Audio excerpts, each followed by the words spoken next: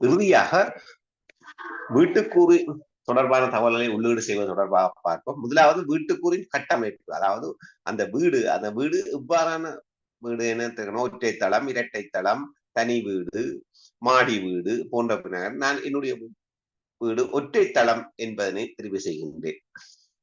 கட்டப்பட்ட ஆண்டு 1992க்கு முன்ன என்பதனை தெரிவு செய்கின்றேன். சுவர் நிர்ணயிக்கப்பட்ட பயன்படுத்தப்பட்ட பிரதான மூலப்பொருள் சுவரனை அமைத்தது சீமந்து கல் என்பதனை தெரிவு செய்கின்றேன். தரையை நிர்மாணிக்க பயன்படுத்தப்பட்டது சீமந்து என்பதனை தெரிவித்து செய்கின்றேன். கூரிய உருவாக்க பயன்படுத்தப்பட்டது ஓடு என்பதனை தெரிவு செய்கின்றேன். வீட்டுக்கூறின் அறைகள், எத்தனை அறைகள் இந்த வீட்டுக்கூறில் காணப்படுகின்றன, ஒன்றுக்கு மேற்பட்ட அறைகள் காணப்படுவதாக தெரிவு செய்கின்றேன். படுக்க அறைகள் எத்தனை என்பதற்கு 3 என்பதை தெரிவு செய்கின்றேன். மொத்த அறைகள் என்பது இங்கு கவனிக்க வேண்டிய விடயம், மொத்த அறைகள் படுக்க அறைகளின் எண்ணிக்கையை விட அதிகமாக இருத்தல் வேண்டும்.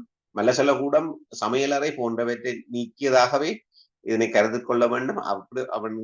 நான் இங்கு 5 அறைகள் என்பதனை தெரிவு செய்கின்றேன்.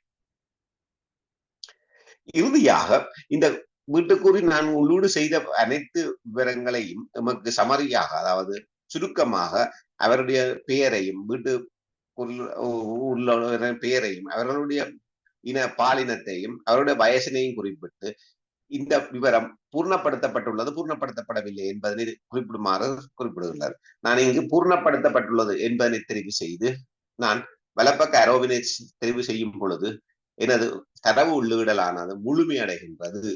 நன்றி, வணக்கம்.